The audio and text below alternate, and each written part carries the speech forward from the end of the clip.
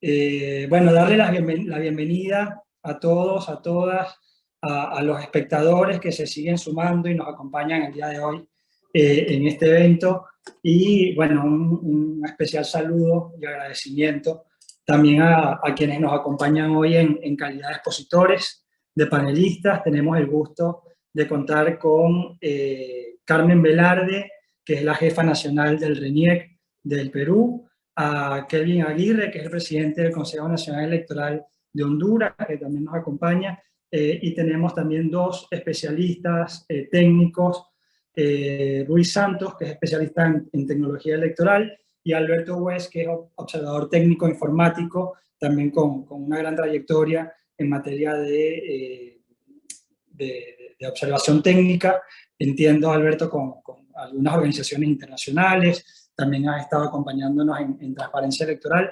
Así que, bueno, en primer lugar, agradecerles a todos por participar en este webinar que tiene como intención seguir con ese ciclo que comenzamos el año pasado y que tiene que ver con el futuro de las elecciones en América Latina, pensando en todos los desafíos, en todos, digamos, los problemas que hay por superar en las distintas fases del ciclo electoral y cómo algunos organismos electorales, algunas autoridades electorales, entre ellas Kelvin y Carmen que nos acompañan, bueno, han tenido esa motivación de avanzar en pensar e implementar soluciones tecnológicas que mejoren los procesos electorales en la región, ¿no?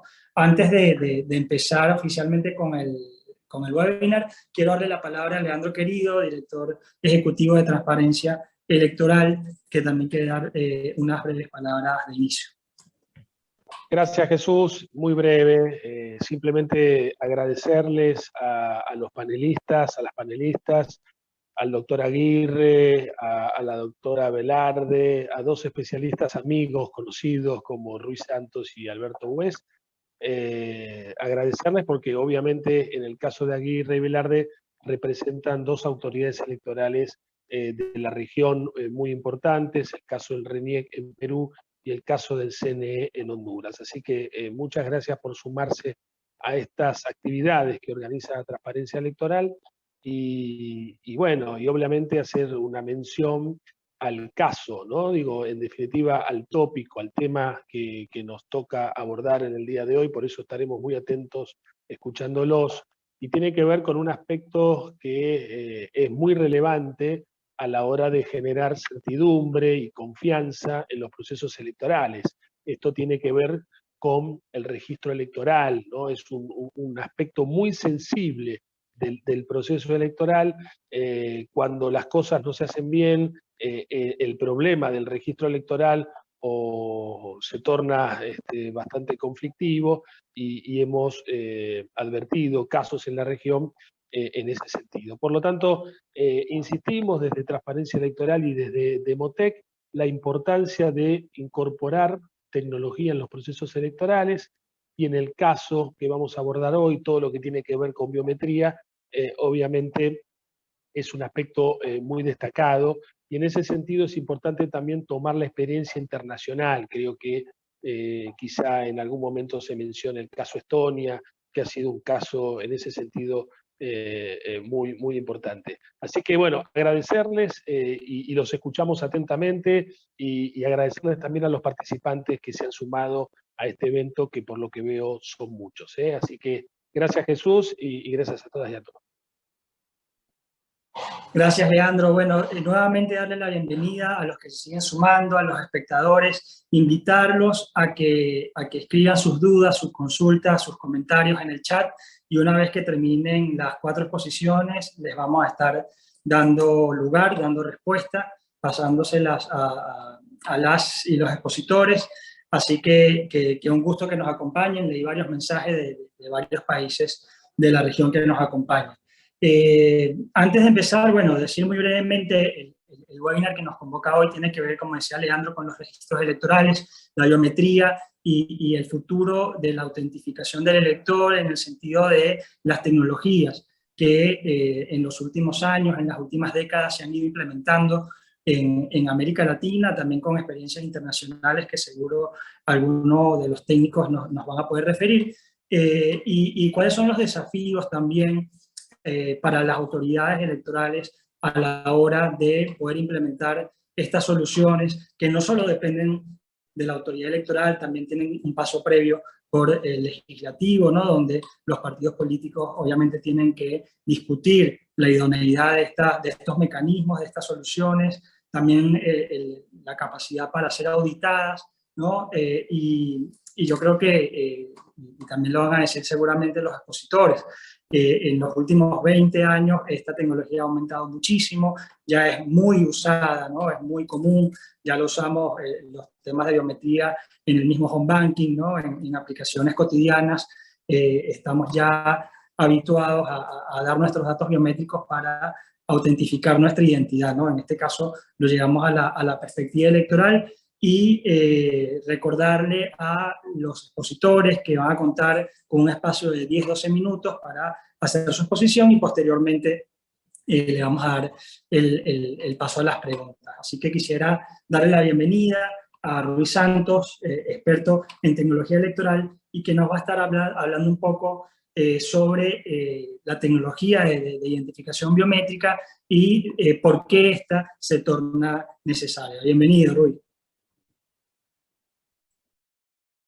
Hola, buenas. Gracias, Jesús. Gracias, Leandro, por las palabras de introducción ambos. Voy a intentar compartir acá a ver si los problemas técnicos... ¿Listo?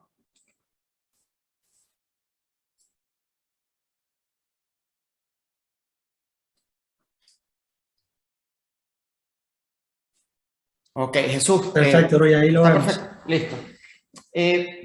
Bueno, como parte introductoria, ¿no? de esta presentación, hay que entender un poco, antes de empezar a hablar de tecnología, por qué necesitamos la tecnología, ¿no? ¿Cuál es el problema que queremos resolver? Y en función de eso, pues habíamos conversado de la necesidad de hablar de cuáles son los tipos de irregularidades o de fraudes que ocurren derivados de problemas tanto con registro electoral como con autenticación e identificación de electores.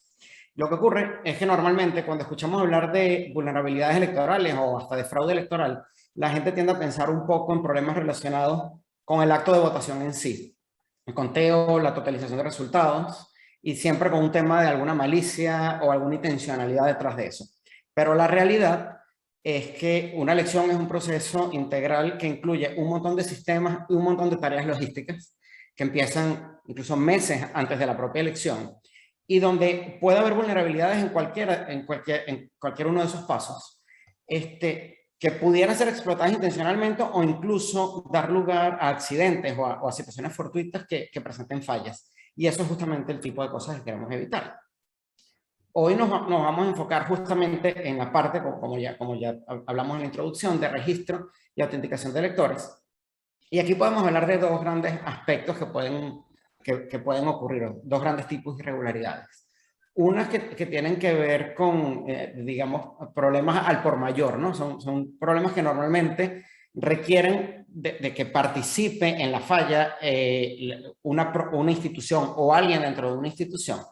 Y se llevan a cabo a gran escala. Eso normalmente son problemas que afectan toda la base de registro electoral o una gran porción de la base de registro electoral donde desaparecen electores o cosas por el estilo. Y luego tenemos casos que a veces los notamos menos o la gente es menos sospechosa, digamos, de ellos, que los llamamos un poco más casos al detal, donde son los propios ciudadanos corrientes que hacen algún tipo de cambio por diversos motivos. El impacto es más difícil de notar, pero eso no quiere decir que no sea importante, ¿no? Tal vez el tipo de fraude que el público más asocia con procesos de registro y autenticación electoral es el de usurpación de identidad, donde en esencia una persona puede vota en lugar de otra o en lugar de otras, haciéndolo múltiples veces. Para que esto ocurra, una persona debe poder usurpar la identidad de un votante. Y para ello deberían necesitar conseguir un duplicado de cédula o DNI de ese votante, o falsificarlo de algún modo, y luego utilizarlo como si fueran el titular original. Aquí ya vemos uno de los temas que hay que atacar, que es cómo evitar la emisión irregular de documentos de identidad o cómo evitar que sea fácil generar un documento de identidad falso. Es decir, que los documentos de identidad tengan elementos que permitan validarlo fácilmente. En este tipo de irregularidades, aunque cualquiera en esencia puede ser víctima, hay como que 3 tipos de electores que son más vulnerables a esto, ¿no? O 3 tipos de identidades, mejor dicho. Por un lado, las identidades de personas fallecidas. Cuando una persona fallecida se mantiene durante mucho tiempo en el registro electoral, es como que un target perfecto para alguien que quiera explotar esto, porque nadie va a reclamar por ese voto, ¿no? Luego, gente, por ejemplo, que se ha mudado al exterior y no ha podido o no ha querido a actualizar su información en el registro electoral, sabemos que esa persona no va a venir a votar y por lo tanto es otro target sencillo. O las personas que sistemáticamente se abstienen de votar. Eso es algo que a veces cuando alguien quiere abstenerse de votar no considera esta posibilidad, pero la realidad es que si llevas 3, 4 elecciones sin votar, también puede ser target de este tipo de ataque, ¿no? Esto también puede producir en otros casos supresión de electores, porque si alguien votó por mí y yo ese mismo día más tarde quiero ir a votar, me van a decir, mira, en la lista nominal o en el cuaderno de votación aparece que ya votaste, no te puedo dejar votar. Y entonces ahí, aparte de suplantación de identidad y voto múltiple, se estaría incurriendo en una irregularidad también de supresión de electores. Entonces, ya por ahí, fíjense que con una sola irregularidad hay varias cosas que pueden verse afectadas. Por otro lado, la otra irregularidad que es frecuentemente denunciada y se ve bastante en reportes de observación electoral es la migración irregular de votantes. En algunos países se llama transhumancia electoral, en otros se llama voto golondrina, en casi todos los países esto es ilegal. En muchos casos es el propio votante que voluntariamente, digamos, va a la oficina del registro o donde vaya a hacer la actualización y pide un cambio de dirección con la finalidad de moverse de circunscripción electoral. Es decir, yo no estoy en este municipio, yo ahora voy a votar como si viviera en esta otra municipalidad. Esto a simple vista y para quien piensa, por ejemplo, en función de una elección presidencial, parecería no tener demasiado impacto, pero la realidad es que cuando tenemos en cuenta, sobre todo cuando nos vamos a zonas rurales, por ejemplo, a zonas de muy pocos habitantes, tenemos municipios donde la mayoría en un consejo municipal o la alcaldía se pueden definir por una docena o media docena de votos. Y en estos casos, cada una de estas migraciones es como un cuentagotas que va afectando una alcaldía acá, un consejo municipal allá y puede terminar teniendo un impacto grande, sobre todo en elecciones locales. Aquí además hay otros factores conjuntos con esto, porque es más bien raro que el elector haga esto por cuenta propia. Normalmente hay algún tipo de incentivo. Y ese tipo de incentivo puede venir en algunos casos por presiones externas, bien sea con amenazas o bien sea ofreciendo dinero, ofreciendo algún otro tipo de beneficio. Y en realidad esto es un factor que va muy de la mano con la coerción sobre el voto o la compra de votos. En realidad lo que estoy es atrasando la compra del voto un paso más para primero mover a esta persona y luego comprar el voto o amenazarlo. Entonces, digamos, la coerción y la compra de votos son 2 caras de la misma moneda, ¿no? Se logra lo mismo con medios distintos.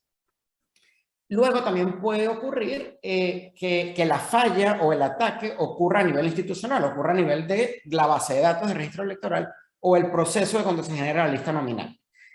Aquí normalmente lo que se busca no es mover un elector para mover votos, lo que se busca es efectivamente suprimir el derecho al voto de algunos electores. Entonces ahí puede ocurrir que 2 días antes de la elección te das cuenta que te pusieron a votar en una provincia remota o en otro estado, ya no tienes tiempo de modificar el registro y tampoco tienes tiempo de trasladarte a votar, ese voto efectivamente se pierde, ¿no? Entonces ese es el otro caso donde esto puede pasar. Fíjense que solo viendo 2 casos, ¿no? Hay un montón de problemas que se pueden producir acá, ¿no? Por una parte tenemos problemas que van de usurpación de identidad, voto múltiple, y que nos ponen al descubierto posibles fallas en la depuración del registro y en la actualización de los registros. Por otro lado tenemos todo lo que tiene que ver con migración irregular de votantes o de electores, que nos pone al descubierto posibles problemas de coerción y compra de votos dentro del ámbito político, pero dentro del ámbito técnico también tenemos problemas de posible supresión de electores que en este caso ni siquiera tienen que venir derivados de alguna mala intención o de algo hecho a propósito, venir derivados de un sistema, de una base de datos que simplemente se sincroniza mal, ¿no? O de alguien que hizo algo mal en el sistema si el sistema no es lo suficientemente bueno y robusto. En este punto, debo decir que es notable que en los últimos años, como mencionó Jesús, en los últimos 15, 20 años, alrededor del mundo, pero con particular énfasis en nuestra región de Latinoamérica, tanto autoridades electorales directamente como organismos de manejo de registro civil e identificación han hecho esfuerzos bien interesantes en modernizar estas áreas, ¿no? Y cerrar un poco las brechas que pueden dar lugar a vulnerabilidades. Esto no tiene por qué ser un proceso de un solo golpe. Hay procesos graduales que permiten ir logrando esto, ¿no? Porque a veces cuando pensamos en lo que será la inversión y la logística de modificar todo de un solo golpe, como que parece complicado y súper costoso, pero la verdad es que hay procesos que pueden ir atacando lugares puntuales de toda esta logística, ¿no? La solución a estos problemas en algunos casos deben pasar por modificación de normativa legal, en otros casos por ajustes de procedimientos y estándares, es decir, puede ser más procedimental que tecnológico, pero casi siempre se requiere actualizaciones tecnológicas de las plataformas que se usan. El avance tecnológico más dominante en este caso ha sido la incorporación de biometría en los procesos de registro. Porque incorporando biometría yo puedo, comenzando porque puedo eliminar registros duplicados, ¿no? Evitar gente que tiene múltiples cédulas o múltiples DNI dentro de un mismo país. Y entonces esto ya permitiría evitar que una persona pueda obtener más de un documento de identificación.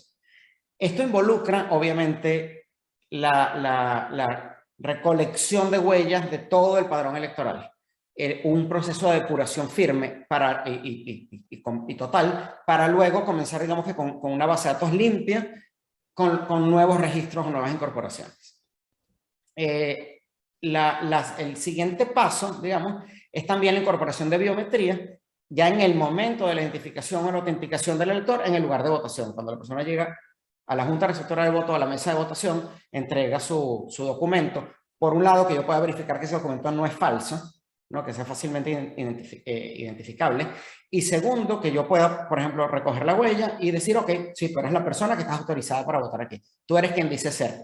Y en el caso de que no lo sea, que incluso me permita recolectar la huella del posible infractor, del que está intentando cometer un acto ilegal, y luego con esa huella tratar de identificar al infractor y implementar los correctivos que hagan falta. Además de la biometría, hay otros pasos interesantes. Por un lado, por ejemplo, automatizar la depuración de registros antiguos o que sean inválidos, incluso hay técnicas ya de algoritmos entrenados con Machine Learning que permiten ver si algún registro es sospechoso de ser inválido y que puedas marcarlo para eliminarlo, por ejemplo. Y mejorar la integración entre los sistemas de registro civil e identificación con los sistemas de registro electoral. En algunos países la solución ha sido que una misma institución haga todo esto, que la misma institución que maneje el registro civil maneje también el registro electoral, ¿no? Y la verdad, para mí esto tiene bastante sentido, porque te ahorras un montón de posibles puntos de falla. Existe también la posibilidad de mejorar la auditabilidad y transparencia de estos procesos. Por ejemplo, hoy día que muchos gobiernos, muchos estados están implementando políticas de Open Data, ¿no? Tener, por ejemplo, una tecnología de bitácoras o de logs inmutables en todas las transacciones que se hacen en la base de datos, permite definir la responsabilidad de cada una de esas transacciones que se hacen. Eso minimiza la posibilidad de que alguien pueda intentar hacer algo irregular y permite llevar trazabilidad a todo lo que pasa sin necesidad de divulgar la información puntual de los electores. Ya para cerrar, que creo que ya me pasé del tiempo, pero Leandro comentó el caso de Estonia y no sé si alguien lo va a hablar en detalle, pero digamos el caso de Estonia es muy interesante. Estonia tiene la ventaja de ser un país relativamente pequeño donde es más o menos fácil implementar innovación tecnológica en este sentido. Pero es súper interesante el hecho de que ya se llegó al punto de implementar biometría en todo esto, implementar bitácoras inmutables de transacciones, e incluso que sea la propia cédula, el propio documento de identidad que te hace la autenticación de las huellas utilizando tecnología de Match on Card, donde ni siquiera tienes que tener huellas viajando durante el día de la elección en distintos dispositivos, sino que todo se hace ya directamente en la credencial. Entonces yo creo que esto cierra bastante bien toda todas las brechas que nosotros hemos podido identificar. Entiendo que al final vamos a manejar todas las preguntas, así que en este punto creo que cierro con este último mensaje y gracias nuevamente por la atención. Rudy, muchas gracias. Si dejamos las preguntas para el final, invitamos de nuevo a quienes nos ven, nos escuchan, a que vayan escribiendo sus preguntas. Bueno, muy interesante, creo que es una muy buena introducción, ¿no?, del tema. Tenemos la fortuna de tener a dos autoridades que van a hablar de dos experiencias concretas, ¿no? Pero esta introducción creo que da luces de lo que puede aportar o del potencial de esta tecnología. Ahora le quiero dar la bienvenida a Alberto West, como lo presentamos, observador técnico informático de tecnologías electorales, con mucha trayectoria en este tipo de temas, y que lo convocamos específicamente para que nos hablara sobre las consideraciones o los recaudos que deben tomar los organismos electorales y también los tomadores de decisiones a la hora de pensar y avanzar en la implementación de tecnologías en esta etapa de la identificación, del registro, ¿no? El registro e identificación del elector. Bienvenido. Muchas gracias, Leandro. ¿Me escuchan bien todos? Gracias, Rui, por tu introducción. Compartimos algunos conceptos al respecto. Voy a tratar de ser breve también, de tratar de exponer un poco mi experiencia, 28 años a cargo de sistemas en la justicia electoral de la Nación, 3 reingenierías. Si algo puedo aportar en cuanto a lo que hace registros electorales y el manejo de información sensible justamente. Por ello voy a tratar de compartir la presentación. Iré rápido.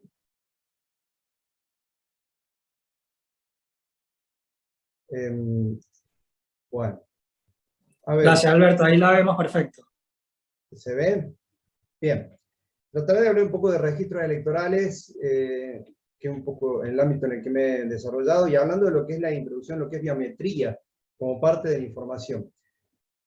En principio, analizar cuáles son los objetivos que tenemos del registro electoral, visto desde dos ángulos. Desde la organización electoral, que es el hecho de tener ordenado, clasificado y asegurar la información de los electores, tener padrones confiables y que sean intachables, brindar garantías justamente en los procesos electorales, acercar al elector. Este es un poco el objetivo de la organización electoral. Muchas veces, y lo hemos visto, y por allí nosotros hemos planteado reingenierías invirtiendo el orden, si bien la organización prevé sobre la misma información esta visión, realmente nosotros nos planteamos desde la vista del elector, porque ha sido muy saludable, si me paso, ha sido muy saludable verlo desde el elector.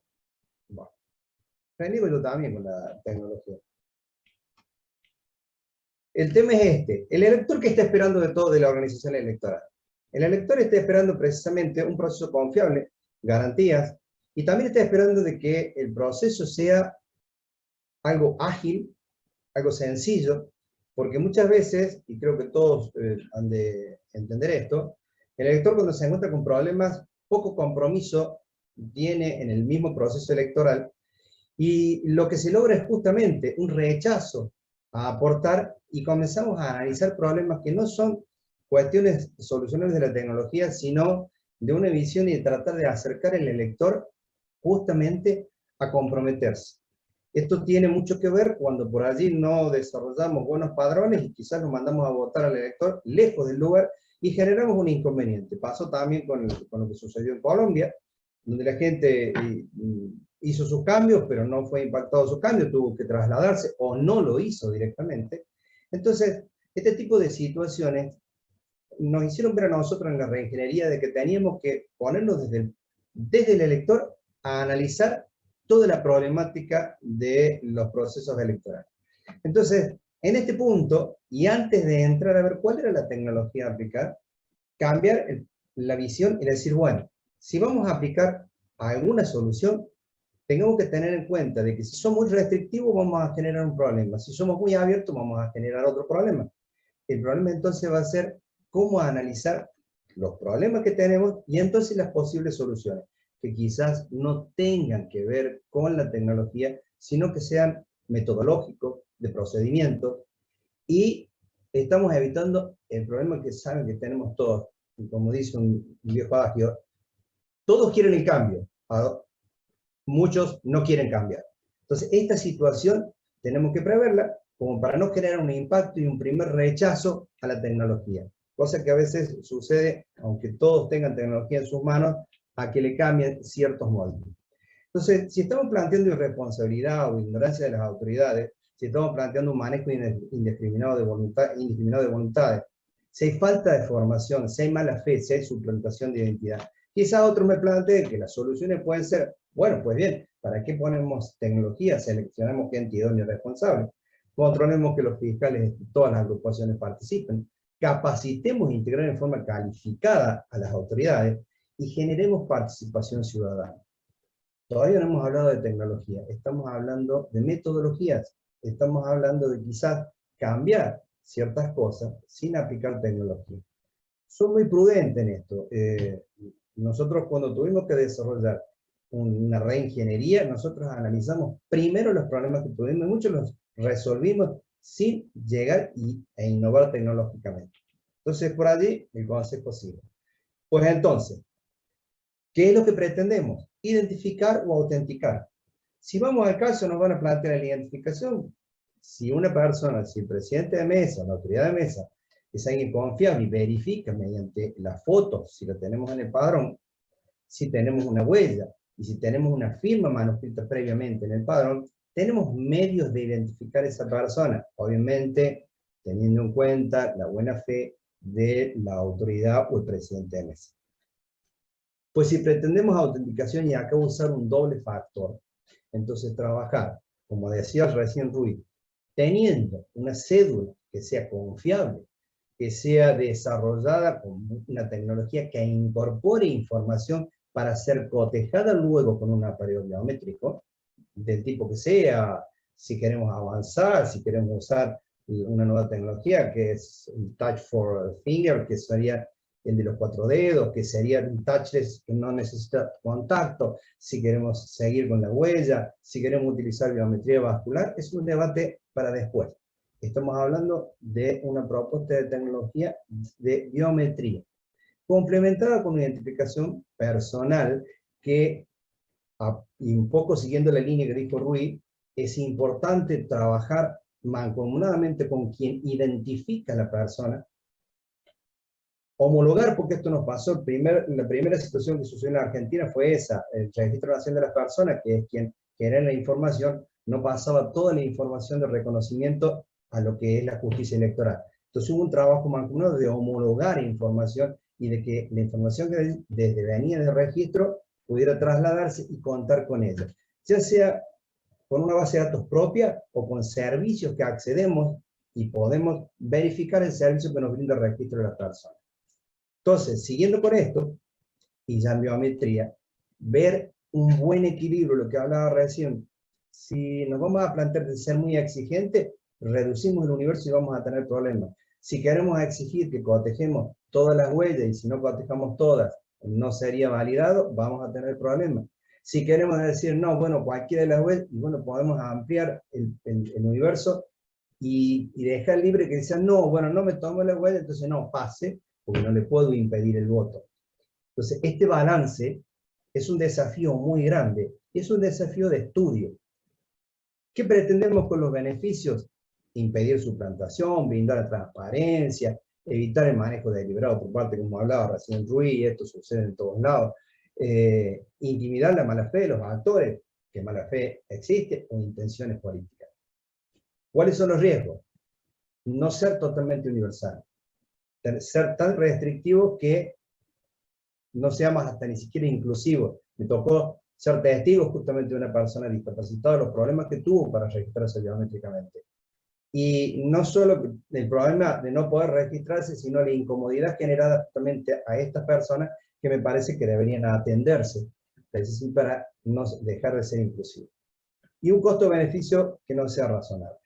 Esto es algo que va a tener impacto y políticamente, si el costo y beneficio resulta ser muy alto el costo y el beneficio muy bajo, seguramente va a recibir toda la crítica y van a tener cierta razón. Y ahí el cuidado cuando la decisión se toma. Las ventajas, ya un poco planteado por Ruiz, la idea es tener alta seguridad y fiabilidad.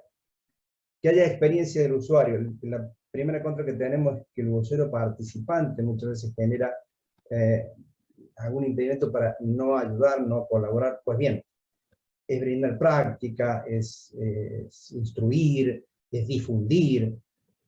Todos sabemos que toda esta tecnología tiene la ventaja de no ser transferible. Lo que cada uno es y no es duplicable. Si es a prueba de suplantación de identidad, tenemos una visión también que parte por la desventaja. Decir, yo a veces pienso, no difundamos falsos mensajes.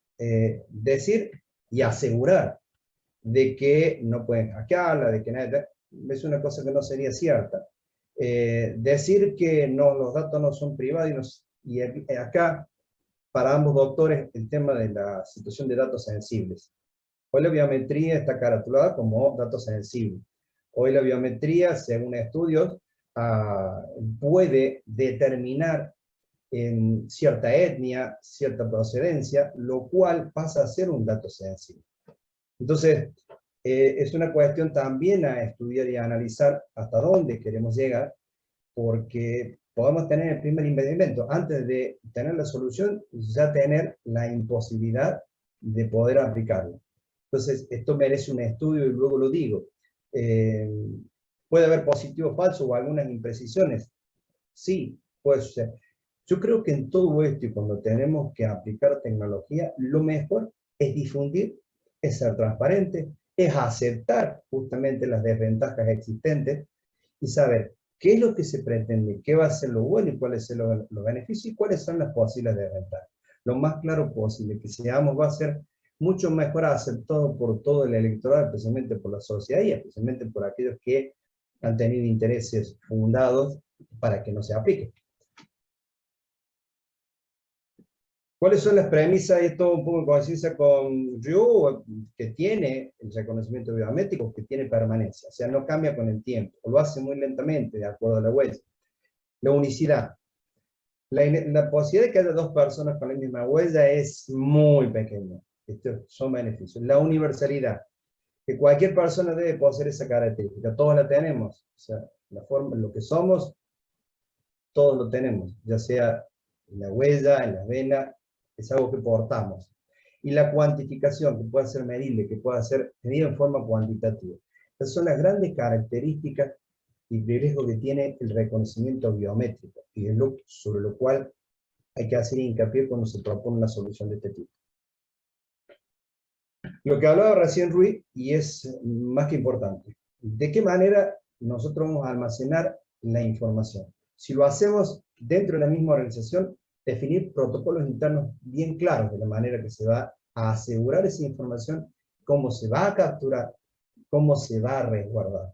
Si es entre distintas dependencias de una misma organización, requieren también protocolos y homologados a un menor nivel, porque están dentro de la misma dependencia, de la misma organización y distintas dependencias. Ahora, si son distintas dependencias, en el caso justamente de Argentina, requieren ya de protocolos y homologaciones más exigentes para limitar las responsabilidades que cada uno tiene y asegurar mucho más todavía la información que es sensible, como lo dije antes. En todos los casos, tanto en el repositorio como en la captura, debe haber una persistencia entre sensor y sistema de almacenamiento. Y dicho esto, para cerrar lo que digo, hacer un análisis racional y global de la solución. Esto merece un estudio interdisciplinario. Acá no intervienen exclusivamente técnicos, al menos en tecnología informática.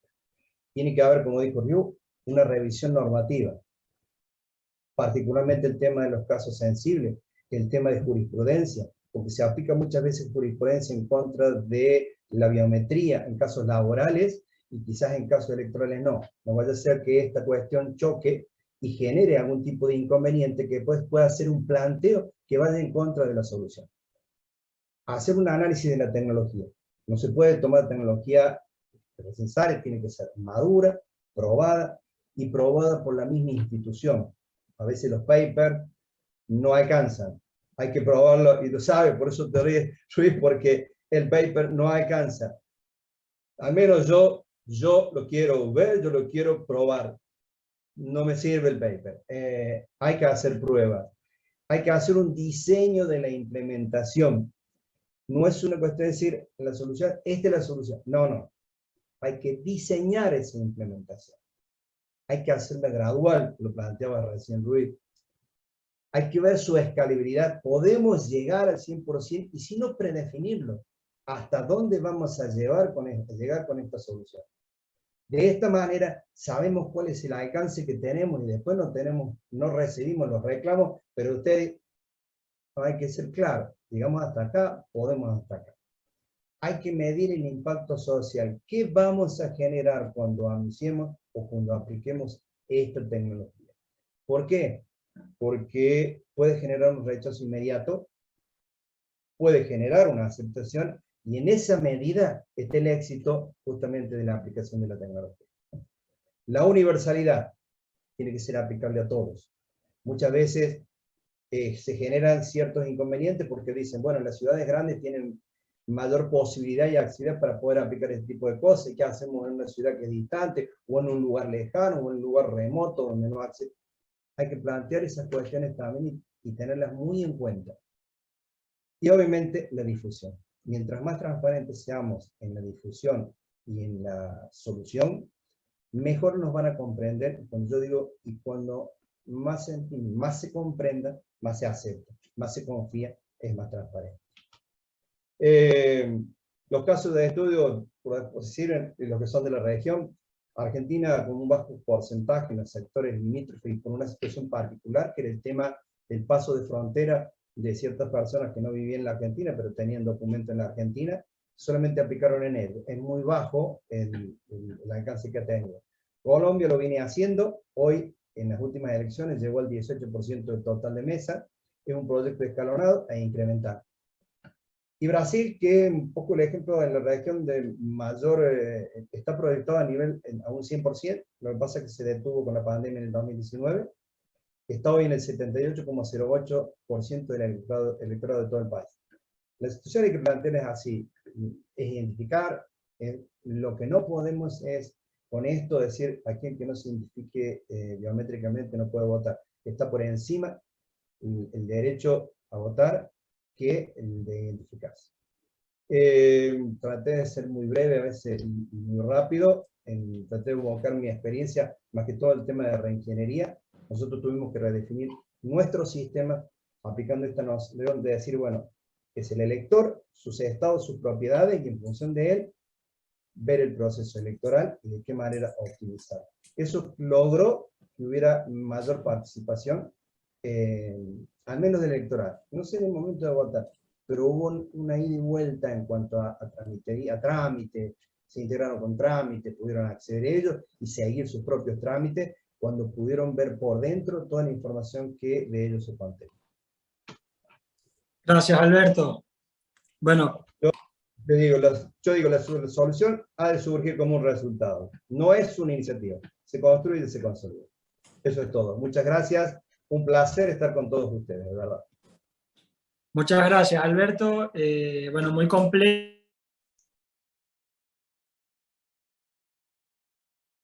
Te perdimos.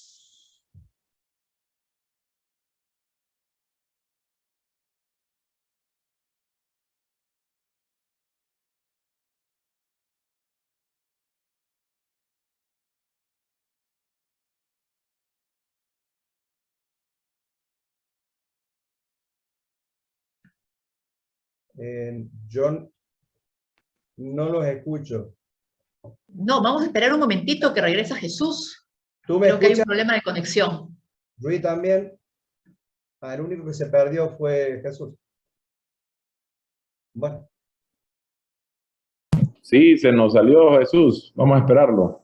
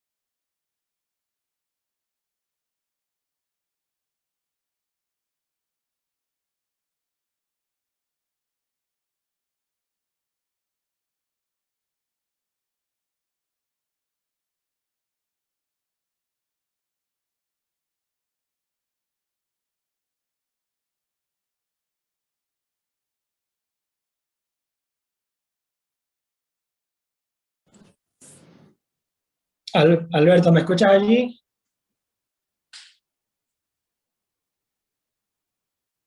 Ahí yo no Ahora te sí, escucho, me imagino. yo ahora sí te escucho.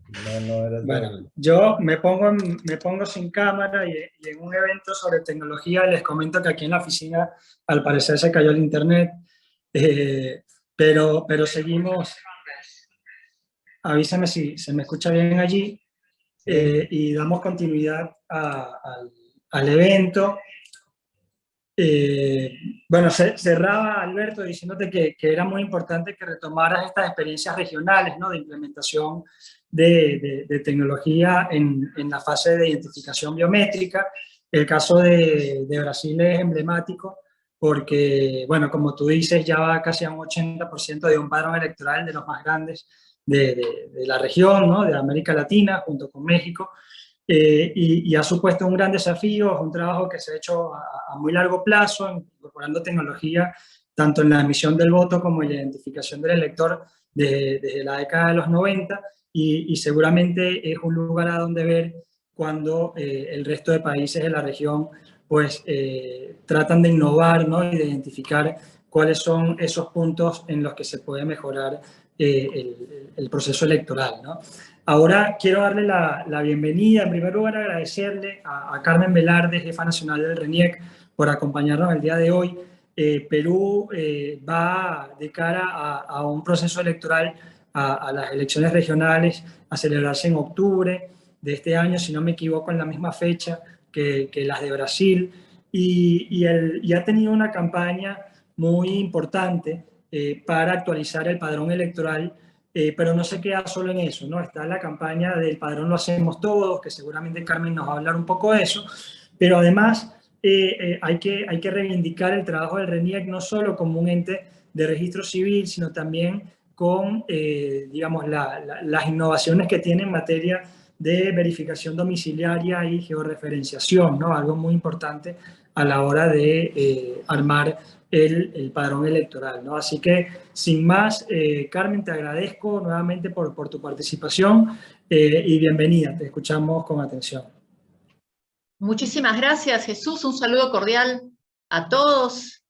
Saludar también las exposiciones de quienes me han precedido y a quienes felicito porque nos ponen también un poquito, dan la nota sobre la parte tecnológica y nos dan recomendaciones. Yo tengo acá una presentación que podría parecer un poco larga, pero considerando el tiempo voy a avanzar rápido para centrarme en algunos puntos concretos de la institución. Acá tengo una pequeña agenda de qué es el registro, las estrategias que tenemos hacia el ciudadano con relación a la elaboración del padrón electoral y, por supuesto, la depuración de este padrón, que es el tema interesante. Sobre el Registro Nacional de Identificación y Estado Civil, primero quiero dejar constancia que Perú tiene un sistema electoral que está conformado por 3 instituciones. Tenemos el Jurado Nacional de Elecciones, que imparte la justicia electoral. Tenemos a la Oficina Nacional de Procesos Electorales, que está encargada de realizar toda la logística para el desarrollo de una elección concreta. Y tenemos al Registro Nacional de Identificación y Estado Civil, RENIEC, que se encarga de elaborar el padrón electoral. ¿Pero por qué?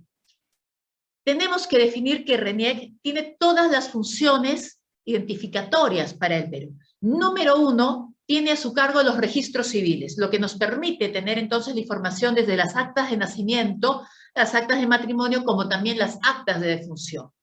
Generamos el Documento Nacional de Identidad, aquí en Perú conocido como DNI, que es el documento de identificación de cada peruano, de cada peruana.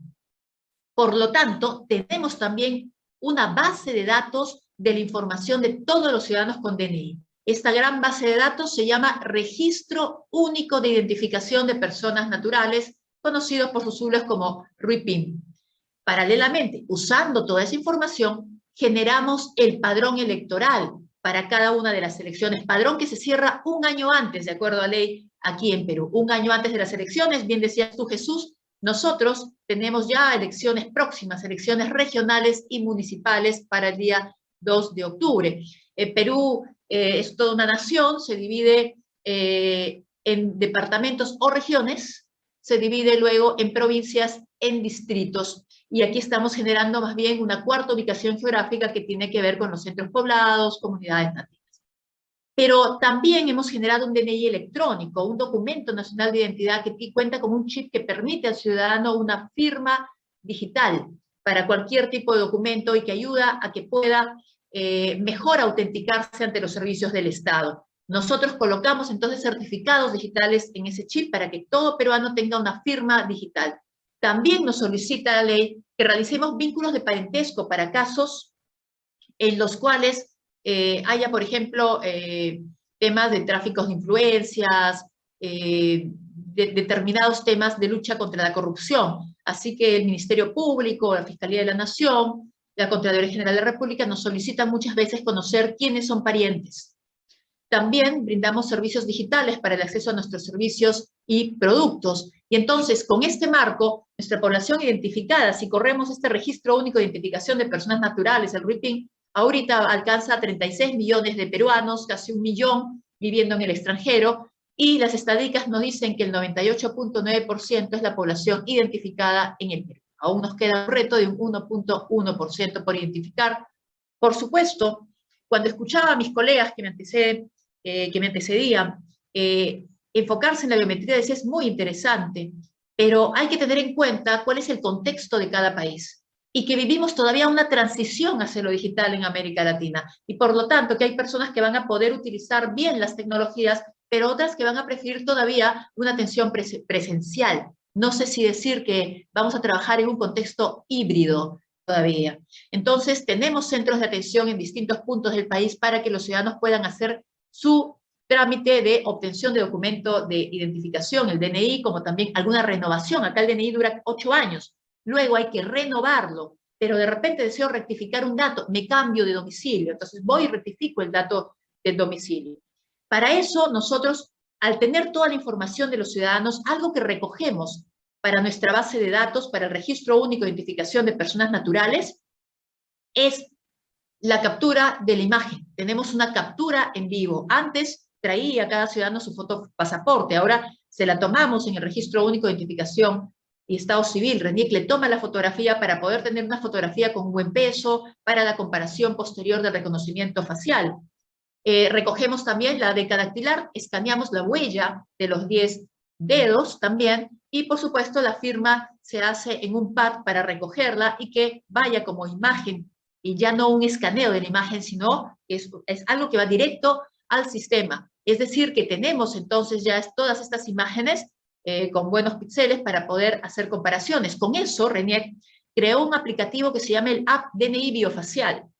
Es un aplicativo que lo pueden bajar de Android, en iOS también, y que permite que el ciudadano primero, alguien le tiene que tomar la foto, pueda hacer un hit con la base de datos de RENIEC y decir, sí, esta foto es de Carmen Velarde, la reconozco. Y con eso yo puedo hacer una renovación de mi DNI en línea o solicitar un duplicado del DNI también en línea. Incluso tenemos hasta registro digital de nacimiento. Pero, ¿por qué podemos hacer esto en el DNI? Porque estamos haciendo la comparación y decimos, esta persona es quien dice ser. Obviamente también cuando vaya a recoger su documento de identidad, se le tomarán las huellas digitales, se hará comparación con las huellas que tenemos en el sistema para ratificar que es quien dice ser y entregarle el documento de identidad. Bueno, esto también permite que los peruanos en el extranjero puedan renovar su DNI ahora con el app DNI biofacial. Pero sobre el padrón electoral que tenemos, primero cuando nos solicita el sistema electoral un padrón, nos está solicitando una foto. Es decir, cierre usted la lista de electores en Perú, la lista de ciudadanos mayores de 18 años en Perú que van a votar. Y ciérrelos a un día concreto, es decir, un año antes de las elecciones. El padrón para las elecciones regionales y municipales se cerró el 2 de octubre del año 2021. ¿Y qué debe recoger? Obviamente, los prenombres, los apellidos, el número de DNI de la persona, del votante, la fotografía también, su firma digitalizada, el domicilio, en este caso por lo menos la ubicación geográfica del distrito para saber dónde va a votar, su huella dactilar también, y incluso el grado de discapacidad, que le permite a la Oficina Nacional de Procesos Electorales saber que si es una persona con discapacidad física, le pondrá una mesa en el primer piso. Entonces, ¿cómo hacemos todo este registro? Primero, decía yo que capturamos la imagen en la agencia, que es una captura en vivo. Tomamos también la deca dactilar, escaneamos las huellas y también la firma se hace en un pad. Todo esto va a nuestro registro único de identificación de personas naturales, que tiene que estar actualizado constantemente. Por eso es importante la participación del ciudadano, quien cuando hace un cambio domiciliario tiene también que hacer un registro y rectificar su domicilio en RENIEC. Si también hay muchos años y la imagen ha cambiado, rectificar la fotografía. Correcto, si ha sobrevenido una discapacidad, puede también hacer una rectificación de datos y pedir que en su DNI aparezca discapacidad permanente. Y de toda esta base se genera este padrón electoral. Por supuesto, nosotros tenemos que ir depurándolo. ¿De qué manera? Retirar, por ejemplo, a las personas fallecidas. Acá hay una foto de los escáneres que utilizamos para escanear las huellas, con también la toma de firmas, que va todo directamente a la base de datos. Eso permite que ya no sea una fotografía escaneada, y por lo tanto, entonces hay mayor posibilidad de que se haga hit en la comparación, en la verificación de alguna firma, en la verificación también del rostro y de las huellas dactilares. Pues acá en Perú, les decía, cerramos el padrón un año antes, pero también lo tenemos que depurar. Significa que tenemos que retirar a todas las personas fallecidas, por lo menos hasta antes del cierre del padrón. ¿Qué pasa en Perú? Y acá creo que hay que echar mano a la interoperabilidad. De acuerdo a la ley, cuando una persona fallece, el médico le da un certificado de defunción que dice de qué murió la persona y cuándo murió, en dónde, bueno, en el hospital, pero no tiene efectos todavía en el registro. Entonces, el familiar o cualquier otra persona tiene que acudir al registro, a RENIEC, para declarar el fallecimiento. Pues bueno, por la pandemia, RENIEC emitió una resolución por la cual dijo, a ver, si los médicos emiten un certificado de defunción y tenemos un sistema que es el SINADEF, el Sistema Informático Nacional de Defunciones, donde se puede registrar el certificado de defunción en línea, al ingresarlo, esos datos viajan a la base de datos de RENIEC. O sea que RENIEC ya sabe de la defunción de esa persona. Por lo tanto, vamos a declarar que se va a emitir el acta de defunción de oficio, no tiene que venir la persona. La sacamos de oficio. Esperamos 2 días, porque a veces ha habido problemas en los que ha habido algún dato que no estaba bien colocado en un certificado de defunción y el médico necesitaba un tiempo para hacer el cambio. Entonces esperamos 48 horas y luego sacamos el certificado de defunción sin que tenga que acercarse una persona. Y esto nos ha permitido capturar poco más del 90% de las defunciones y por lo tanto depurar el padrón mucho más rápido.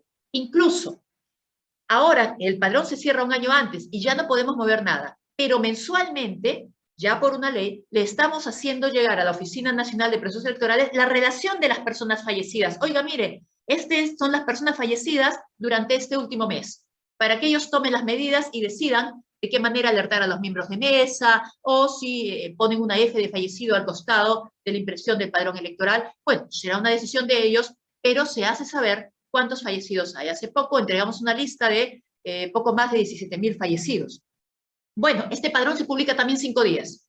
Lo publicamos durante estos 5 días de manera física en las zonas donde no se puede acceder a él. Pero luego lo publicamos también en nuestra web para que los ciudadanos puedan ingresar y revisar el padrón. Obviamente ahí el ciudadano podrá decir, mi dirección está mal, o yo impugno a esta persona porque esta persona se encuentra en un centro penitenciario y no va a poder votar. y tiene una resolución que le impide, le restringe sus derechos al voto, su derecho al voto. Entonces presentará toda la documentación, se evaluará, y también podremos hacer visitas domiciliarias para ver si la persona que se cambió de domicilio efectivamente vive ahí. Si vemos que no vive ahí, tenemos que retrotraer y lo pasamos a su dirección primigenia, ¿ok? A la dirección anterior. Finalmente, de toda esta depuración, se entrega el padrón electoral al Jurado Nacional de Elecciones, que decide su aprobación. El jurado también puede fiscalizarlo, puede hacer visitas domiciliarias, puede revisar la data, hacer comparaciones y decirnos, RENIEC hace estos ajustes. Y con eso se aprueba el padrón electoral final para ser usado en las elecciones. Entonces, aquí está un poquito lo que decía. Nosotros depuramos los fallecimientos, hacemos fiscalizaciones, supervisiones, vamos a las casas a verificar si efectivamente viven las personas. Y por ley también, cada 3 meses, hacemos llegar a la Oficina Nacional de Procesos Electorales, al Jurado Nacional de Elecciones también, las nuevas inscripciones, las bajas, que son los fallecimientos. De repente, alguien que acaba de adquirir la nacionalidad peruana, es una nueva inscripción también, para que conozcan cómo se viene moviendo este padrón electoral. Bien, aquí tenemos verificación domiciliaria, retiramos a las personas que también recibimos alguna sentencia que dice esta persona ha ingresado a un centro penitenciario o se le ha dado una sentencia, pone una restricción en el registro porque no va a poder votar. Perfecto, se le coloca esa restricción. Pero si ya salió del centro penitenciario, le dirá RENIEC, ya salí del centro penitenciario, verifica mi identidad y levántame la restricción para yo poder votar. Entonces, esta base de datos todos los días se actualiza. ¿Pero qué hicimos? Yo les decía que no basta con un tema tecnológico, porque estamos en una transición todavía. Entonces tenemos que trabajar en un formato, llamémoslo, híbrido. Nosotros teníamos que aprobar un padrón electoral que tiene 24.759.909 personas que se encuentran votando en el Perú. Básicamente la mayor cantidad de ellos, más de 8 millones de votantes, están en Lima. En el departamento de Madre de Dios solo hay 123.000 votantes, es la zona de menor número de votantes. Y también tenemos acá que en nuestro padrón electoral, pues, hay más mujeres que hombres, el 50%, punto algo son mujeres, el 49.71 son varones, y por los distintos tipos, los grupos etarios, vamos también verificando cuántos hay más, de 18 a 29 años, tenemos más de 6.700.000 jóvenes que van a votar. Pero nuestra norma permite que cuando se cierre el padrón, se incluya a todos los jóvenes que van a cumplir 18 años, incluso hasta el mismo día de la elección. Así que en este padrón están todos los jóvenes, que incluso el joven que el 2 de octubre del 2022 cumple 18 años, va a poder ir a votar porque va a estar en el padrón. Son 578.856 personas. Y aquí viene, bueno, el tema de la verificación, yo voy a avanzar un poquito rápido porque ya lo expliqué para no cortar el tiempo. Hemos verificado varias firmas también. El Jurado Nacional de Elecciones tiene que trabajar junto con la Oficina Nacional de Procesos Electorales para que los partidos políticos realicen sus elecciones internas previamente, saber qué candidatos son los que van a competir, y pues pide RENIEC, mira, esta es la lista de afiliados, por favor, verifícame las firmas, las huellas digitales, verifica la identidad de estas personas, y armemos con ello los padrones electorales de cada organización política. Así que nosotros hemos registrado pues más de 1.400.000 fichas de afiliados, respondiendo a todas las solicitudes del jurado. Seguimos en este proceso que estamos ya terminando, así que vamos 99.76% de registros verificados. Por supuesto, también ayudamos al Jurado Nacional de Elecciones haciendo un sorteo para seleccionar a candidatos, de entre los cuales el jurado elegirá cuál será un representante ante el Jurado Electoral Especial, que es la primera instancia jurisdiccional en materia electoral. Y aquí venimos con un tema, una campaña. Nosotros comenzamos a trabajar las entregas del DNI, los trámites, con locales descentralizados para llegar a más puntos, a más personas. Aquí hemos tenido apoyo de municipalidades, de colegios que nos permiten hacer trámites y entregar también el documento de identidad. Ya les hablé de la renovación en línea a través del reconocimiento facial. Y esta es la campaña El Padrón lo hacemos todos. Que precisamente para poder lograr una depuración del padrón no es solamente que el registro comience a limpiar, porque necesitamos lo más importante, que es el insumo que nos da el propio ciudadano. Así que decidimos lanzar esta campaña a la que se sumaron muchos periodistas, artistas, influencers, y invitábamos a los ciudadanos a decirles, renueva tu DNI, y allí apareció lo interesante. Teníamos personas que todavía tenían el DNI de niños, pero ya tenían más de 18 años y no lo habían canjeado por el DNI azul. 149.000 personas que tenían su DNI de menor de edad. Obviamente, al sacar el padrón electoral salía la foto de niño. Así que comenzamos con esta campaña El Padrón Lo Hacemos Todos. Tuvimos varias personas que respondieron muy bien. Hoy tenemos 78.000 personas que tienen el DNI de niño. Sé que de 149.000 a 78.000 hay una buena reducción ahí, gracias a la ciudadanía que está cambiando y actualizando su DNI. También motivamos a actualizar el domicilio, justamente, porque había personas que decían, yo me he mudado por la pandemia y quiero mi centro de votación cerca. Está bien, el centro de votación lo hace la Oficina Nacional de Procesos Electorales, pero sería ideal que usted actualice su domicilio para que aparezca en el padrón electoral. Y finalmente, inscribir las defunciones. Prepublicamos toda la lista, lo que sería un padrón electoral, y le dijimos a la ciudadanía, visítanos, ingresa a este link y dinos si tu familiar fallecido está o no en ese padrón. Si está, avísanos para retirarlo.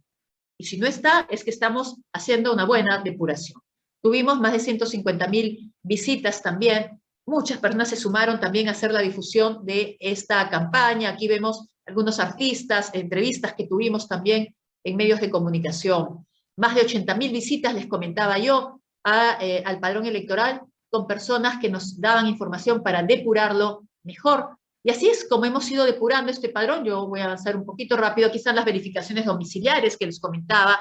Vamos, verificamos, tocamos la puerta. Hemos tenido algunos problemas también de locales a los que no hemos podido entrar porque eran locales considerados en emergencia o porque no nos dejaban tampoco ingresar, ¿no? Se amenazaba a las personas que iban de RENIEC. Han sido pocos esas zonas, entonces hemos tenido que pedir el apoyo de la policía también para seguir nuestro trabajo. Más de 315 distritos verificados, más de 160.000 verificaciones domiciliarias, más de 58.000 domicilios observados y 47.000 ciudadanos a los que les hemos dicho, usted no vive aquí, lo vamos a retornar a su domicilio anterior por estas elecciones. Y lo de la georreferenciación, para ir acabando, lo que hemos hecho es un trabajo, no con todos los distritos, estamos en ese proceso, pero que es revisar todas las direcciones que los ciudadanos tienen en nuestro Registro Único de Identificación de Personas Naturales, nuestro RIPIN, nuestra gran base de datos. Y allí comenzamos a ver qué personas viven en el mismo domicilio. Y comenzamos a localizarlas, a georreferenciarlas. ¿Para qué nos ha ayudado eso? Para saber cuántos movimientos hay de personas que comienzan a vivir todas en el mismo domicilio. Oye, todos están viviendo en el domicilio número 1, en la casita número 1, resulta que en este último mes 30 personas han decidido mudarse ahí, ¿no? O resulta que 50 personas viven en ese domicilio. Entonces son domicilios a los que nosotros vamos a ir de todas maneras a hacer verificaciones domiciliarias. Esta georreferenciación nos está ayudando bastante para poder ver cómo están estos movimientos de los locales y si son los sitios mismos que suelen ser en las anteriores elecciones. Definitivamente nos ha ayudado y para esta última elección hemos encontrado que mucha más gente ha hecho movilidad, ha habido mucha más transhumancia también y hemos tenido números de personas mayores habitando en un mismo domicilio. Y bueno, ya les comentaba estos casos que tuvimos en nuestras elecciones generales 2021. En el padrón electoral aparecían fotos de personas, fotitos de niños, y nos decían, ¿están votando los niños? No, eran personas con más de 18 años que no habían canjeado su documento de identidad de niño a adulto. Entonces seguía apareciendo la foto que tenemos en la base de datos. Pero también personas que de repente habían fallecido y no se habían declarado su defunción. O habían fallecido y, claro, se declaró la defunción después del cierre del padrón electoral. Ya dije yo, de 149.000 personas con DNI de niño, pues ahora tenemos 78.000, entonces la ciudadanía está acudiendo a renovar su DNI. Ya les conté el tema de los fallecidos, que ahora RENIEC puede actualizar de oficio, ni bien recibe en línea desde el Ministerio de Salud, nos llega la información en línea de los fallecidos y emitimos las actas de defunciones luego de las 48 horas. Más de 426.000 actas de defunciones emitidas entre marzo del 2020 al 19 de abril del 2022. También hemos entregado, ya les decía, una primera relación de fallecidos a la Oficina Nacional de Procesos Electorales después del cierre del padrón, más de 7.000 fallecidos. Y el último punto es que RENIEC cuenta con un DNI electrónico. Estamos en un proceso de masificación, se aprobó hace poco, a fines de enero, el Plan Nacional de Identidad Digital y Servicios Disponibles. ¿Y qué pasa? Este DNI, que les decía yo que cuenta con un chip para una firma digital, tiene también distintos temas que le permite seguridad y es incluso un policarbonato wireless, que permite que los ciudadanos puedan estar bien identificados. Pues creo que es una forma que nos va a ayudar a que se pueda identificar más adelante el elector de una mejor manera a través de su biometría, porque está también integrada la huella digital de la persona ahí, o se puede hacer un reconocimiento facial con la base de datos de RENIEC durante el día de las elecciones, pero tenemos que ir trabajando junto con OMPE en ese sistema. Acá hay algunas de las seguridades de PKI para la firma digital. Lo interesante es que, por ejemplo, miembros de mesa pudieran firmar las actas con su certificado digital en su DNI electrónico. ¿Y cómo se verifica que efectivamente es una firma válida? Pues RENIEC tiene un software que se llama Refirma, que es completamente gratuito, que se lo puede bajar cualquier ciudadano, puede colocar ahí su DNI electrónico en una lectora de tarjetas, ¿no? Esto es lo que se necesita, una lectora de tarjetas, el software Refirma y el DNI electrónico. Le van a pedir su clave, va a colocar su clave y va a poner su firma digital. Entonces, miembros de mesa podrían con su DNI firmar, si lo considera más adelante, por supuesto, la Oficina Nacional de Procesos Electorales. Y después, si alguien quiere verificar esa firma, pues el software también permite verificar la firma. ¿Quién ha emitido esa firma? ¿Con qué algoritmo se ha dado? Y si es una firma válida y vigente. Así que estos son los temas que hemos estado trabajando desde el RENIEC. Les quedo muy agradecida y lista para cualquier consulta. Muchas gracias. Carmen, muchísimas gracias por la exposición. La verdad que es una lástima que el formato nos dé tan poco tiempo porque hay muchas soluciones tecnológicas. Lo del DNI digital, la verdad que es muy interesante, la firma digital y la incorporación de esta firma en las mismas mesas electorales, ¿no? Que sean las autoridades de mesa firmen o de alguna forma confirmen que estuvieron allí a través de este documento digital.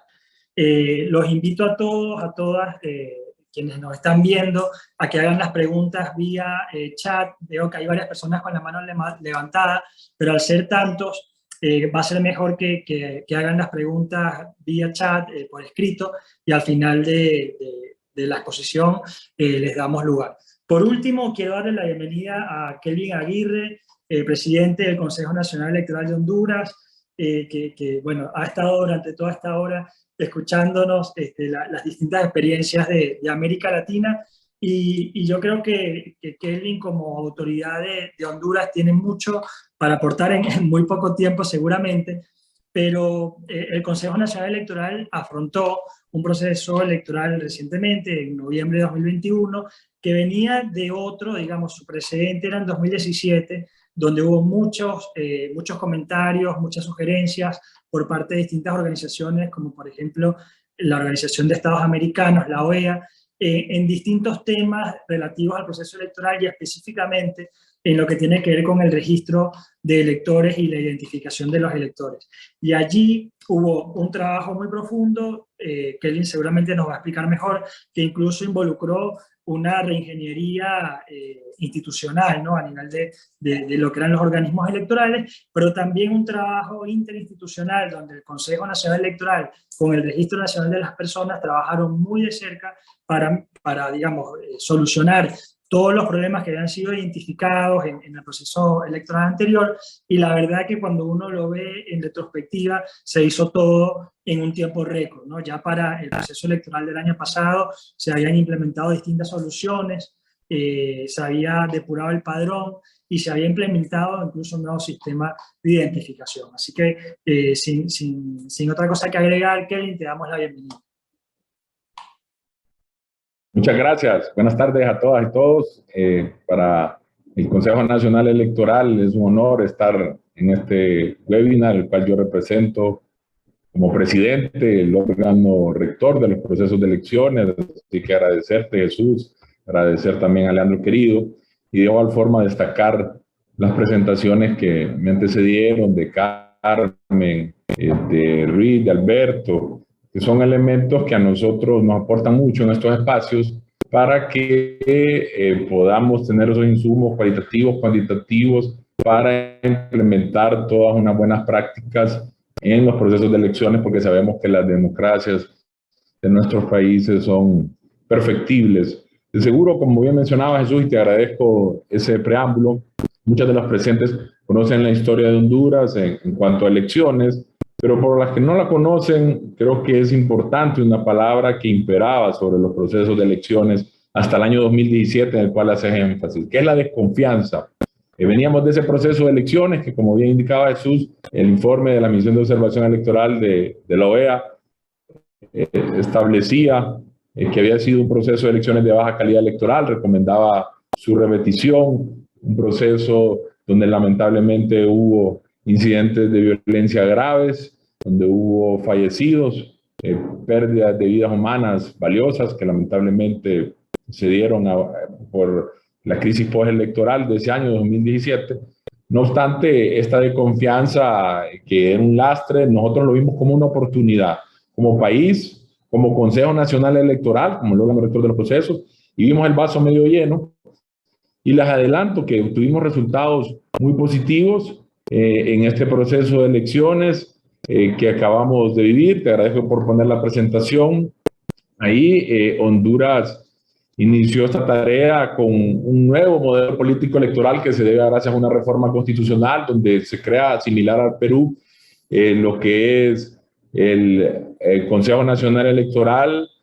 Antes era el Tribunal Supremo Electoral, que se encargaba del tema logístico administrativo electoral y también el jurisdiccional, pero se separan esas dos funciones con un órgano bicéfalo y se crea lo que es el Tribunal de Justicia Electoral, y también a lo que es el Registro Nacional de las Personas se le da lo que es un rango constitucional de ser una institución de seguridad nacional. En ese sentido, creemos que con ese avance, con esa reforma constitucional que se da en el 2019 y cuando se integra esta nueva institucionalidad, este nuevo modelo político electoral, vemos que los cánceres democráticos que se promovían, que antes eran las denuncias del fraude electoral, de esa elección tan cuestionada del 2017, sobre todo lo que hoy nos concierne, la suplantación de la identidad, doble votación, falta de comunicación, restricciones a la participación de los grupos subrepresentados, entre otras similares, que el país había sufrido en ese momento de la historia y anteriores. Entonces, como órgano electoral, como este órgano que encargado de dirigir los procesos de elecciones, dijimos un basta. Teníamos que enfocarnos en darle estabilidad social al país, que el país se desarrollara, y sabíamos de que eso solo lo podíamos lograr con el fortalecimiento de la democracia, con sus principios, también de que ya la comunidad internacional no nos mirara con esa mirada asistencialista, sino como un socio estratégico, que lo vemos ahora ya al haberle dado esas elecciones transparentes, pacíficas, justas y democráticas. Bajo ese inicio se realizó, ¿verdad? Este proceso de elecciones no fue fácil, fue un trabajo complejo, que al final transparente, y ahí el Registro Nacional de las Personas, con el apoyo de las Naciones Unidas, de la Unión Europea, lanzó lo que es el proyecto Identifícate, el cual tenía dos funciones, lo que era renovar la cédula de identidad, que tenía años de no ser renovada, tenía décadas de no renovarse la misma, con elementos de seguridad que respondieran a los estándares internacionales, y segundo, depurar el padrón electoral. Sabemos que ningún padrón es perfecto, pero lo que se aspiraba era tener un padrón de calidad electoral, y que creo que lo logramos. En ese sentido, como ustedes miran ahí en la presentación, también logramos que se acabara con aquel mito de que los muertos votan, también inscribir a jóvenes en edad de participar en las elecciones, y depuramos ese padrón de 5.8 millones de personas que habían en el año 2017, en el cual se fue ese proceso de elecciones, quedó con 5.1 millones de personas en 2021, lo que representa una depuración de un 13.22%, que ahí lo ven reflejados en pantalla. Luego, y pasaríamos a la otra filmina, para evitar que exista en suplantación de identidad en el registro, se entregó el nuevo documento de identificación, el DNI, se implementó el registro biométrico, que mirábamos también en Perú, el decadactilar, pero también facial en las personas. Esto básicamente es para capturar los datos de toda la ciudadanía, empleando una tecnología donde se registraban las huellas, las características faciales de la persona, y antes de entregarles la nueva DNI, y también importante mencionar que es un censo que nosotros, un padrón electoral que lo hicimos de base cero, se le volvía a tomar lo que era la huella dactilar y también el reconocimiento facial antes de entregarle la nueva DNI, para que esto hiciera como una forma de generar esa mayor confianza en la construcción de las elecciones al tener esos dobles filtros de verificación de identidad y al momento de entregar los datos, porque nosotros, por un mandato de ley, mandato constitucional, somos los encargados de elaborar el padrón electoral o el censo electoral con base a todos los insumos que nos da el Registro Nacional de las Personas, que lo hizo con estos dobles filtros que les explicaba anteriormente y que también ustedes lo pueden ver. Y nosotros, como Consejo Nacional Electoral, realizamos una revisión técnica exhaustiva de esa información que recibimos para garantizar que no hubiera duplicidad de registros, para verificar la asignación ortográfica que fuera válida y que el estado de las personas en el censo, si estaba habilitado, si estaba difunto, inhabilitado, tenía mayoría de edad, cumpliera con todo lo estipulado en la ley electoral. Porque con esa reforma y con la nueva ley electoral se estableció de que se debía tener un censo depurado, que se generaba confianza con todos esos elementos, con la nueva identidad, con un censo que partió con base cero, y que luego también nosotros pudiéramos implementar lo que es el registro biométrico, que eso también es un avance en nuestra democracia y que se pudo poner a prueba en este proceso de elecciones del 28 de noviembre del 2021. En ese sentido, pues para tener esos mayores mecanismos de confianza y de transparencia, implementamos la verificación del votante, además de tener los dos mecanismos importantísimos que avanzamos, que era una nueva DNI, un nuevo prácticamente censo o padrón electoral. También implementamos lo que es el registro biométrico el día de las elecciones, con toda la tecnología avanzada de punta que se pudo implementar en cada una de las juntas receptoras de votos, en todos los centros de votación, y eso generó confianza en toda la población hondureña y por eso ha sido uno de los procesos más participativos en la historia democrática de Honduras, con todos estos elementos que nosotros aportamos. Y explicarles que en eso, y lo podemos ver también en una de las filminas, se instaló un dispositivo que contenía la información de los votantes en cada una de las juntas receptoras de votos, que estaba alineado al padrón electoral, y al momento de votar la persona debía pasar por ese proceso de verificación biométrica para ejercer el voto. Y con eso ahí se rompía ese mito de que votaban los muertos, se rompía ese mito de la doble votación, que había gente en el exterior también que votaba acá en Honduras 2 veces, o que alguna persona podía querer usurpar la identidad de otra con su identificación, y con esa identificación biométrica pudimos vencer todos esos mitos y también todas esas malas prácticas y también el fraude electoral de querer poder duplicar. Al registrarse estos datos en este dispositivo que implementamos en cada una de las juntas receptoras de votos, estamos hablando que pusimos a disposición de 6.000 juntas receptoras de votos con las contingencias, tuvimos 5.798 juntas receptoras de votos, pero por las contingencias pusimos a disposición 6.000 dispositivos electrónicos, que estos están migradas todas las que eran las minucias de la huella dactilar de cada uno de los ciudadanos de esa junta receptora de votos, además del reconocimiento facial con la fotografía que también se podía ver a través de estos dispositivos. Logramos que no existiese, como les mencionaba, la duplicidad de votos, que la persona solo pudiera votar una vez, que las personas que se presentaban con una DNI o con una identidad diferente a la propia no pudiesen votar y más bien ponerlos a la orden de la autoridad competente por querer cometer algún delito de fraude electoral, y que las personas que votaban en la Junta Receptora de Votos, es decir, los miembros de la Junta Receptora de Votos, que también se cargaba su información en estos dispositivos, no pudiesen votar tampoco en ninguna otra parte del país, que pudieran ir a otra Junta Receptora de Votos donde les tocaran, y así eliminar todas esas malas prácticas electorales de raíz que aún falta optimizar.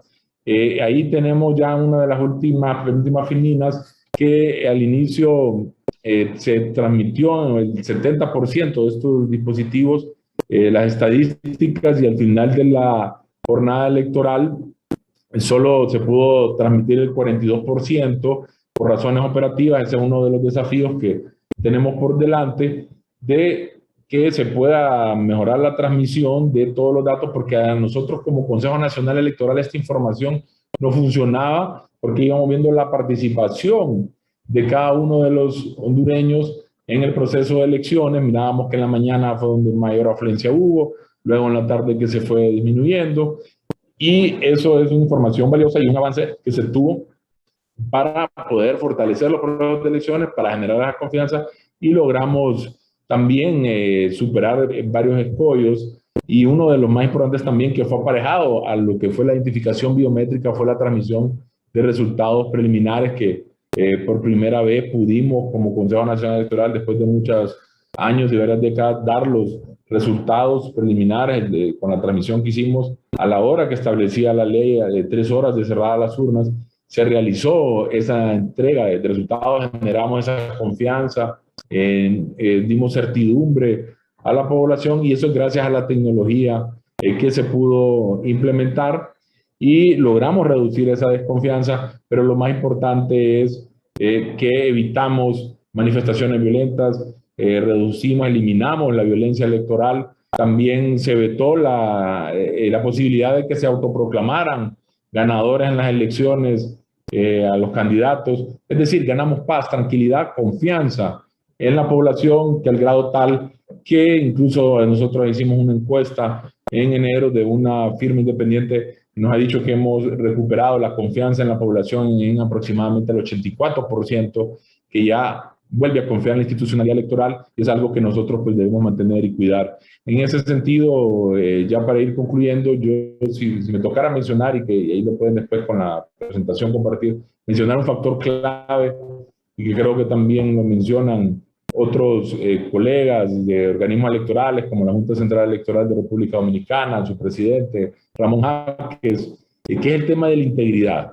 La integridad es un factor relevante en todos los procesos de elecciones, que permite generar esa confianza, elecciones transparentes. La administración electoral, la participación, la supervisión de las elecciones, la aplicación de la ley que nosotros hicimos en este proceso de elecciones, condujo que pudiéramos tener esa integridad electoral, para que pudiéramos tener un proceso transparente, un proceso democrático, un proceso participativo, también rindiendo cuentas, y sobre todo la precisión de la entrega de los resultados, generando esa certidumbre y esa confianza en la población al darlos a la hora que establecía la ley. Así que creemos que la intervención tecnológica y estos espacios que está promoviendo transparencia electoral, de la autenticación de votantes, la entrega de los resultados, brindó ese respaldo necesario para que la integridad electoral también se ponga en práctica con todo lo que compartimos en estos espacios, y de igual forma nosotros lo pusimos a prueba, y así eliminar también la injerencia político-partidaria de un proceso democrático que interesa a todo un país, que donde se obtiene un gobierno legítimamente representativo con toda la voluntad popular, donde garantizamos esa alternancia. Y sabemos que sin la integridad electoral, que es este factor relevante, no hay garantía de que la voluntad de los electores se reflejara en los resultados de la elección. Creemos que la existencia, la innovación de los mecanismos tecnológicos para hacer cumplir la integridad electoral es esencialmente importante, porque sin ello no habrá mejoras. De igual forma no va a poder generar confianza sin todos estos mecanismos tecnológicos. Las reglas, las disposiciones pueden terminar convirtiéndose solo en simples intenciones. Y por eso creemos que la experiencia de Honduras que tuvo en este proceso de elecciones es muy importante también compartirla, replicarla. Vemos los informes de las misiones de observación electoral, tanto de la Unión Europea como de la OEA, que lo destacan. Esta identificación biométrica, creemos que un 50% del proceso para generar la confianza se basa en tener un padrón electoral confiable, y todavía lo aumentamos con la identificación de dactilar que pusimos en cada una de las juntas receptoras de votos, que al final fue un éxito y ayuda pues a inhibir lo que es la corrupción electoral, detenerla a través de también no solo medidas administrativas, no solo medidas legales, sino que tecnológicas, y eso cumple ese propósito con todos estos dispositivos que nosotros hemos implementado en este proceso de elecciones, y que ayuda a conservar la integridad del proceso en curso. Así que eso quería yo pues exponerlo. Vemos que ahí en la presentación se establece más a detalle todo lo que, cómo funcionó el sistema de identificación biométrica, las dificultades, y más adelante pues todo lo que al final se vio como un avance en el registro de huella dactilar, y que pudimos nosotros tener esos datos de manera oportuna, de manera eficaz, y también fue gracias al proceso de adquisición que nosotros hicimos de manera abierta, de manera transparente, un proceso de licitación pública internacional donde adquirimos esta tecnología avanzada y que ese es un gran legado que nosotros vamos a dejar y que ahí pues lo dejamos en esta presentación y por tiempo pues me quedaría hasta ahí, atento a las preguntas, a las interrogantes que se tengan y que creo que hemos abordado pues los aspectos más relevantes y sobre todo recalcar y hacer énfasis que lo que debemos aspirar en la región es a la integridad de los procesos de elecciones y eso solo lo podemos hacer con la tecnología y sobre todo la tecnología de la identificación biométrica. Muchas gracias. Kelly, muchísimas gracias por la explicación, por, bueno, también, digamos, la minuciosidad en la información sobre lo que se incorporó en cada una de las fases, ¿no? Sobre todo en la identificación biométrica y en la transmisión de los datos, que fueron quizás las novedades más importantes del proceso de Honduras. Estamos con muy poco tiempo, como se habrán dado cuenta, bueno, nos excedimos bastante. Hay algunas preguntas y yo lo que les propongo a los 4 expositores que nos han acompañado es que nos den unas breves reflexiones de 1 minuto para comentarios de cierre. Les leo un poco las preguntas que quedaron. Sobre Perú, preguntaban sobre el proceso de impugnación de resultados electorales, que me parece que tiene que ver más con el Jurado Nacional de Elecciones, si no me equivoco, Carmen. Luego también preguntaban sobre si la biometría planteada en los procesos electorales es únicamente la dactilar o contempla también la facial o la de iris. Y a ver qué otra pregunta se me escapa. Bueno, también hablaban para el RENIEC, sobre los datos de captura biométrico. Yo no sé si eso lo puedes leer, Carmen, si es de origen privado, lo desarrolla el organismo. Les dejo esas interrogantes, les doy el paso a la palabra 1 minuto para cada uno como reflexiones finales y les agradezco nuevamente a ustedes como expositores y a quienes nos acompañan como espectadores. Ruby, si quieres empiezas tú. Listo, gracias. Bueno, en primer lugar, fue súper ilustrativo tanto lo presentado por Carmen como por Kelvin de sus experiencias. Yo creo que es enriquecedor porque todos conozcamos esto y también las reflexiones de Alberto. Quería comentar, para cerrar porque no lo incluí en mi presentación, pero me parece interesante y lo vi en todas las charlas de ustedes, es el hecho de que la tecnología no es un fin en sí misma. La tecnología tiene que venir a solucionar algún problema y lo que es clave es identificar cuáles son los problemas. De hecho, me quedo con algo que dijo Kelvin, que él hablaba del mito de los muertos que votan, y la realidad es que siempre que hemos visto casos de denuncias de que hay gente fallecida, es porque hay gente fallecida en los registros. Pero en realidad, cuando te pones a analizar si esa gente de verdad votó y tú analizas la lista nominal luego de la elección, en muchos casos esa gente no vota, simplemente está ahí. Eso te trae otros problemas, eso te infla las cifras de abstención, por ejemplo, porque tienes un montón de gente que nunca va a votar y que está ahí.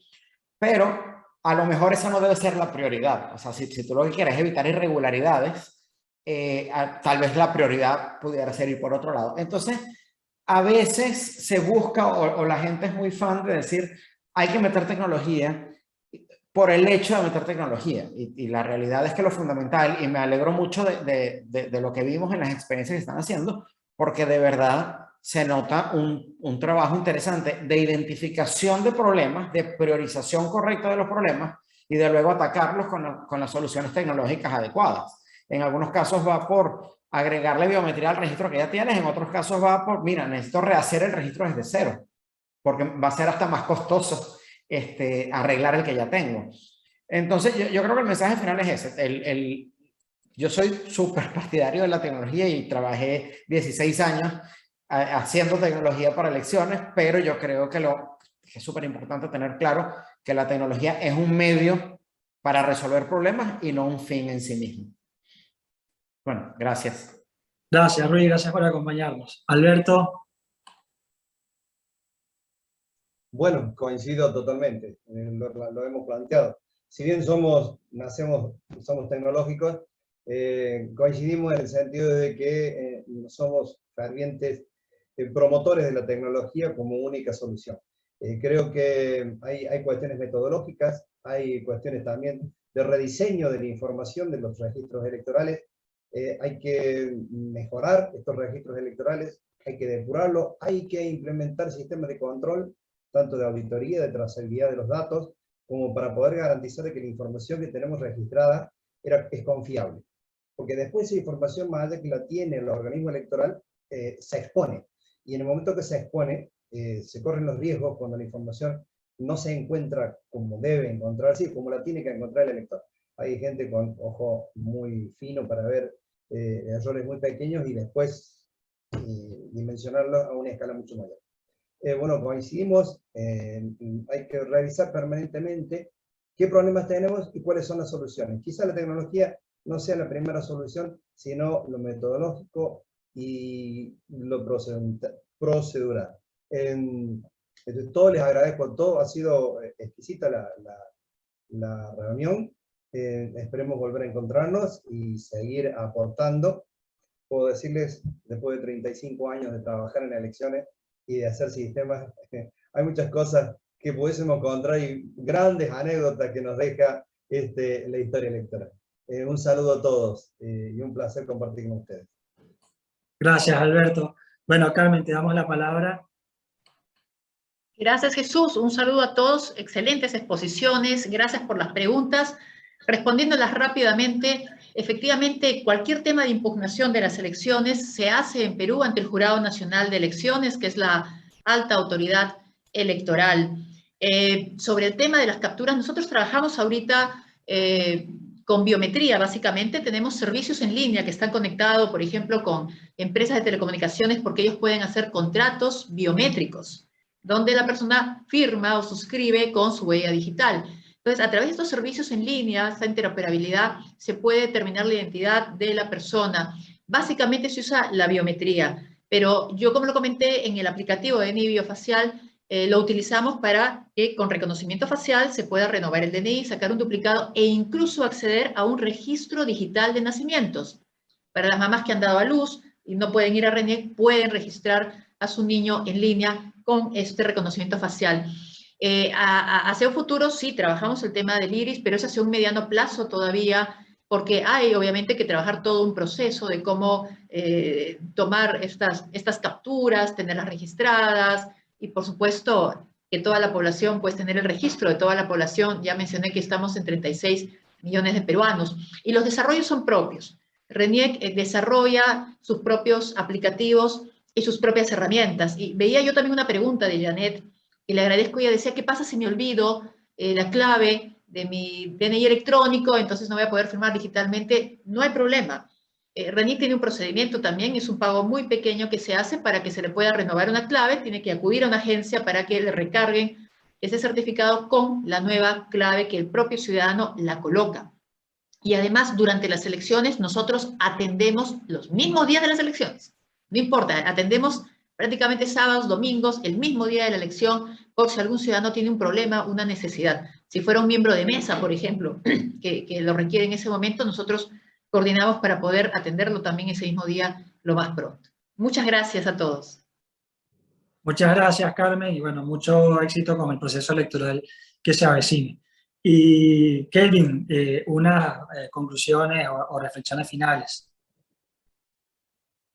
Muchas gracias, Jesús, Leandro, a Transparencia Internacional por la invitación y a los expositores que realmente fueron muy importantes sus presentaciones. Creo que estos espacios de reflexión y de lecciones aprendidas nos ayudan mucho a todas las autoridades electorales y a la ciudadanía en general para empoderarse en el fortalecimiento, ¿verdad?, de los procesos de elecciones. Voy a contestar rápidamente una de las preguntas que me hacen de que si puedo dar detalles cómo fue el proceso llevado a cabo por el Registro Nacional de las Personas para registrar los datos biométricos de más de 5 millones. ¿Qué retos presentaron? Bueno, los retos fueron enormes y más en tiempos de pandemia del COVID-19. Este proyecto Identifícate le costó al Estado de Honduras aproximadamente 79, 80 millones de dólares. Se contrataron más de 4,000 personas en campo, que lo que implementaban y lo que andaban hasta el último rincón del país era un kit tecnológico de enrolamiento,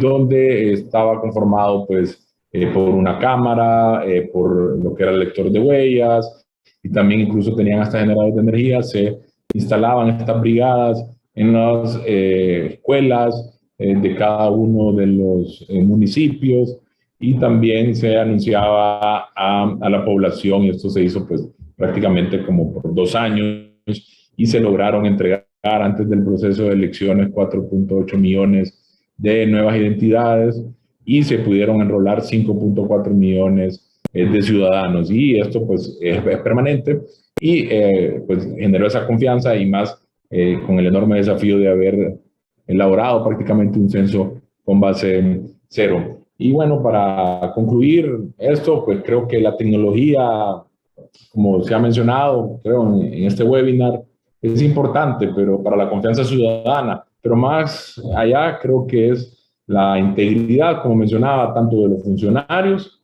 como de las instituciones, de llevar a cabo los procesos de elecciones para que nosotros podamos evitar la corrupción, los fraudes electorales.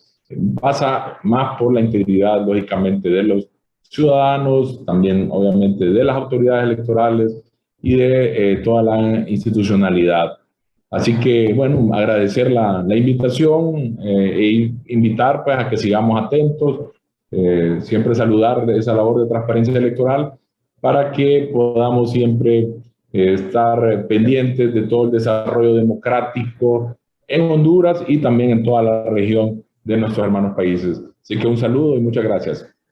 Muchas gracias, Kelly, Carmen, Alberto, Rui, por sus exposiciones. Gracias a todas y todos los que nos acompañaron.